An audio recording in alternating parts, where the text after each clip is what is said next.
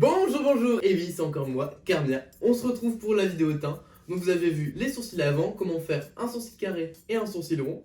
Maintenant, je vous apprendre comment on fait le teint à la Carmia.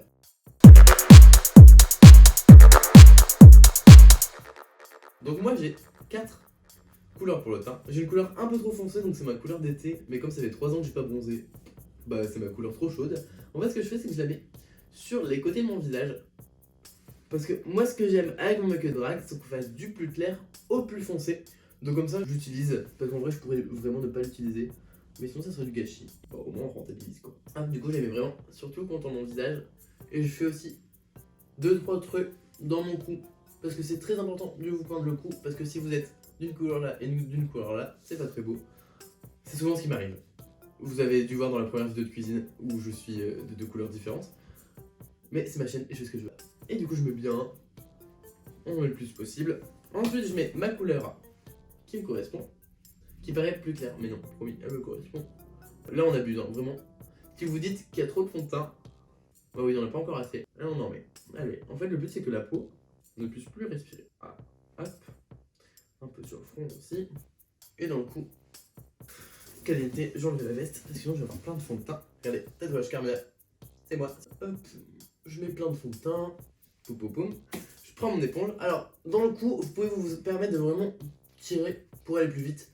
Parce qu'on s'en fout un peu que ce soit comme ça. Parce qu'en fait, c'est quand vous étirez le fond de teint, le problème, c'est que ça enlève les 3/4. Mais là, comme c'est dans le cou, c'est vraiment pas grave. On n'a pas besoin de couvrance maximale. Et là, on tapote. En fait, ce qui est bien, c'est que comme le fond de teint, vous en avez déjà mis beaucoup, la plupart de votre peau est recouverte et c'est assez uniforme. Mais là, c'est vraiment de tout fondre avec la peau pour que ça ne fasse qu'un, comme l'amour. Là, vous voyez là, les petites zones au niveau du sourcil où c'est un peu chiant à atteindre. Vous reprenez votre pinceau avec lequel vous avez cleané de ce côté-là et vous en mettez, il n'y a pas de souci.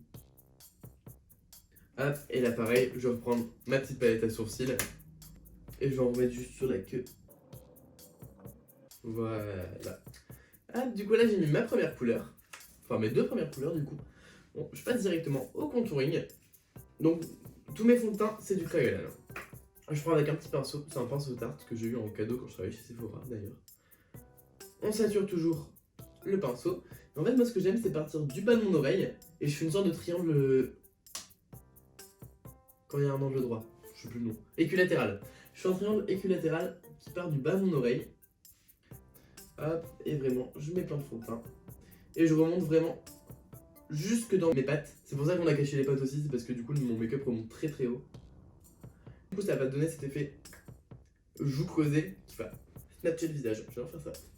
En plus ça fait l'exercice pour les bras, c'est super. Là c'est vraiment très brouillon, hein. Donc vous inquiétez pas. En fait tant qu'on est à la crème, on peut se permettre d'être très brouillon. Quand c'est de la poudre c'est un peu plus chiant à rattraper, mais quand c'est de la crème, tranquille.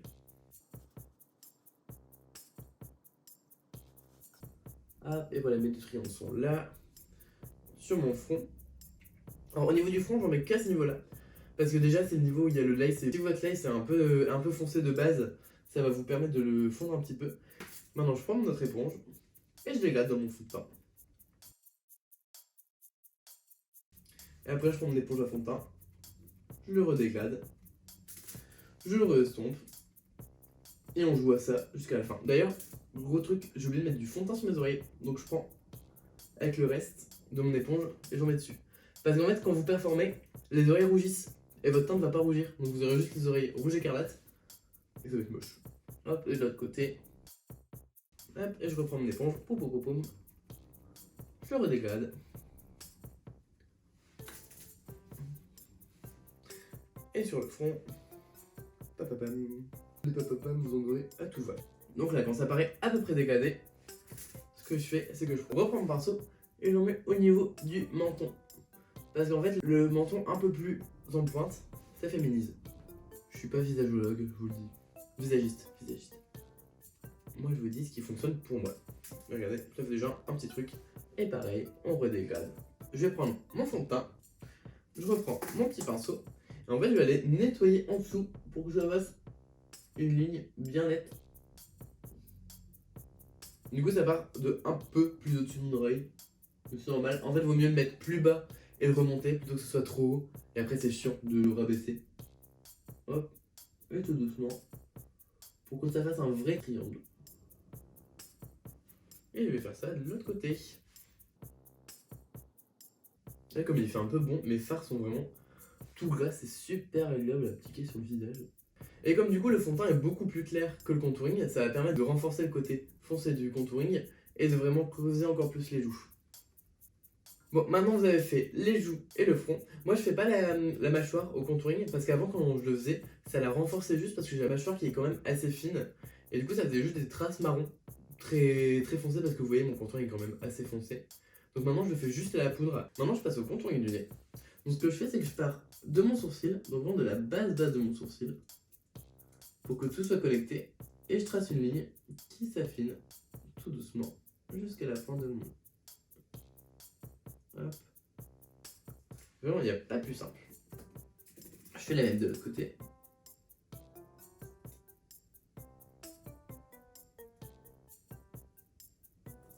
Moi, mon contour du nez est vraiment très fin. Mais je le repasse pas après à la poudre. Enfin, vous verrez plus tard dans le tuto. Sinon, elle est vraiment trop marquée et ça fait pas très joli. Et après, ce que je fais, c'est que je marque l'arrêt du nez avec du fard pour un peu le retrousser. Et après, je dégrade le doigt parce que c'est beaucoup plus simple.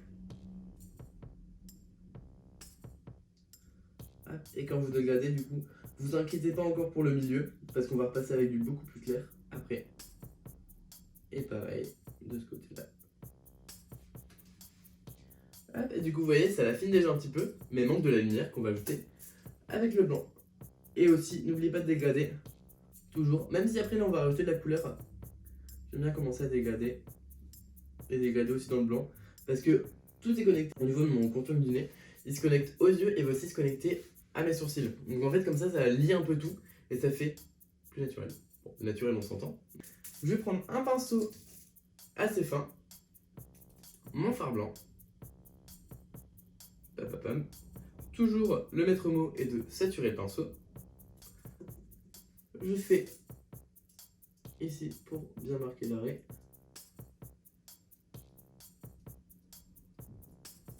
Hop.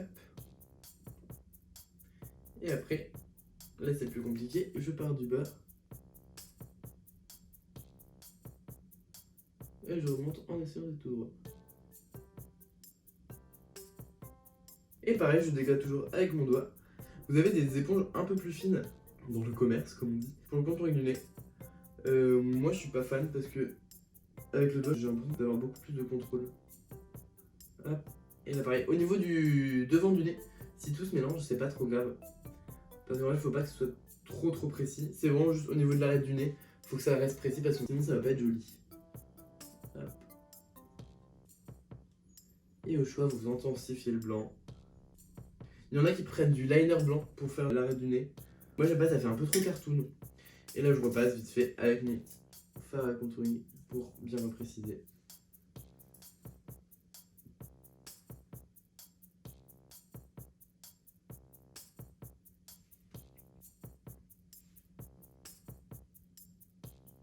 Et voilà, maintenant le contouring du nez est fait. Et je vais prendre mon blush liquide. Le blush c'est vraiment une partie intégrante de mon make-up drag parce que c'est vraiment ça qui va tout mettre ensemble. Donc j'en ai pas mal. Et en fait j'aime bien mettre beaucoup de blush à ce niveau là parce que ça aide le contouring encore plus à s'intensifier. Et ça donne aussi de la couleur et un peu plus de vie. Parce que mon contouring est un peu froid. Et regardez. Et du coup ça apporte vraiment beaucoup plus de vie. J'aime bien le orange. Le rose ça donne un effet un peu trop poupée à mon goût. Mais le blush orange c'est vraiment ma couleur préférée. Et on passe de l'autre côté. Du coup c'est un blush Rare Beauty, je vous l'ai pas dit, en teinte Joy. Faites attention, ils sont très pigmentés. Donc si vous n'avez pas l'habitude de jouer avec des blushs, faites attention. Le nombre de fois où je me suis retrouvé à moitié orange à cause de ça et que j'ai dû pleurer avant de tout corriger, je ne les compte plus. Et voilà, et maintenant ma dernière partie avec le fond de teint crème, c'est le blanc. Donc je l'ajoute aux zones que l'on veut illuminer. Donc c'est-à-dire le milieu du visage. Moi j'aime bien faire en sorte d'étirer. Alors je vais pas manger mon blush que j'ai mis ici. Donc je garde cet étirement assez centré. Hop. Voilà. Au niveau du menton et au niveau du front. Donc là j'ai l'air un peu crazy, mais ça va aller, ne vous inquiétez pas. Et on dégrade. Et le blanc ça sent beaucoup mieux que le contouring. Et moi j'en mets un petit peu sur la paupière aussi pour commencer à les préparer pour les faire à paupières. Hop, et là à ce niveau là, du coup on remélange avec le fond de teint. Tout est une histoire de dégrader. Hop, et là du coup vous commencez peut-être à voir que tout prend forme.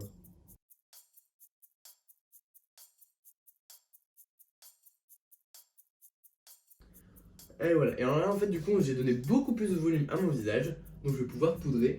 Avant de poudrer, faites vraiment attention en dessous des yeux à ce qu'on n'ait pas de petites stries. Donc les petites stries, c'est le make-up qui part dans les plis. Donc c'est normal, les rides du visage quand vous parlez, quand vous souriez. Ça fait ça, faut juste faire attention. Et je reprends ma houppette. Et du coup je commence vraiment par le dessous des yeux. Hop hop hop. Doucement. Donc vraiment la poudre, n'hésitez pas. Parce qu'en fait on est sur des fards gras. Comme vous voyez je brille à mort. Et en fait c'est des fards qui ont besoin de beaucoup de poudre pour tenir. Et le make-up drag, comme on sue, comme on performe. Ouh, j'en ai partout. Faut que ça tienne. Et on n'oublie pas d'en mettre dans le cou. Sinon vos habits vont être tout plein de fond de teint. Et comme tout à l'heure pour les sourcils, on frappe, on frappe, on frappe. Et faites attention à bien mettre de la poudre sur votre houppette. Parce qu'en fait si vous mettez pas assez de poudre, bah ça va tout bouger. Donc si par exemple vous mettez pas assez de poudre et que vous tapez sur votre contouring de nez, bah ça va bouger tout votre contouring et ça va être moche. Donc ça faut faire vraiment très attention. Et après, tout doucement, on prend le pinceau et on enlève l'excédent. Et pareil, on passera une deuxième fois sur les sourcils pour les réintensifier. Mais ça on le fera à la fin du maquillage parce que bon, c'est la cinquième fois de la journée qu'on passe dessus, un peu marre. Là du coup vous avez le teint un peu uniforme, mais du coup vous êtes un petit peu... comment dire, un petit peu pâle quoi. On va rajouter de la couleur avec le contouring et le blush. Moi ce que j'utilise, c'est la palette de contouring de chez NYX. Donc vraiment vous en avez pour votre compte, vous avez, je vous montre, 4 fards de contour, vous avez des trucs d'highlight que personne n'utilise, mais bon, ça peut servir. Ce que je fais, c'est que j'utilise la teinte la plus froide pour ma mâchoire. Donc comme je vous disais, je l'ai fait qu'avec de la poudre. Pareil à ce niveau-là. Ensuite, je prends la plus claire et une plus foncée pour mon contouring. Donc je mets un peu partout. Donc pour intensifier, déjà là vous voyez bien la différence entre les deux.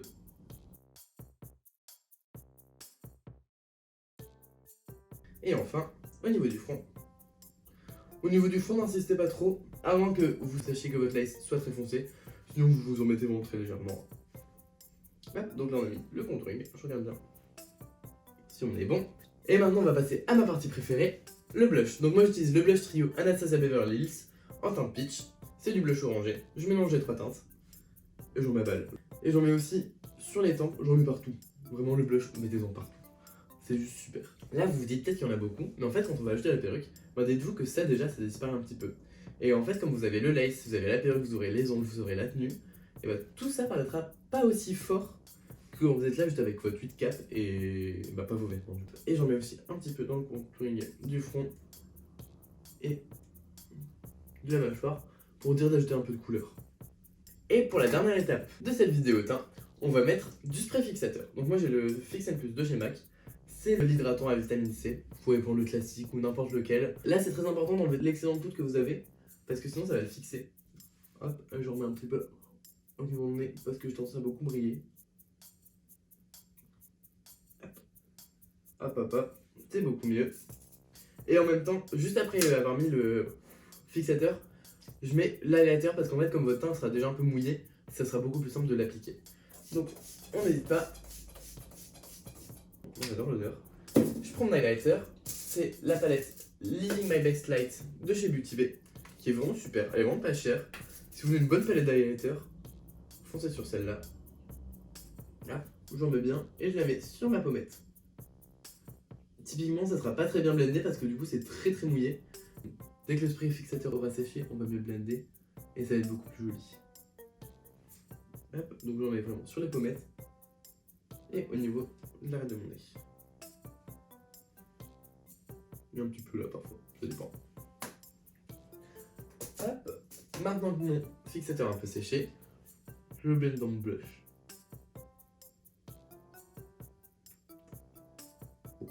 Vous avouez, parfois on dirait Pharamone avec mes grosses barres d'highlighter. Et hop, après je le blende dans ma poudre avec mon gros pinceau qu'on a utilisé tout à l'heure. Et voilà, maintenant vous savez tout sur le teint de Carmia. On se retrouve dans la prochaine vidéo pour les yeux et pour les lèvres. Bisous!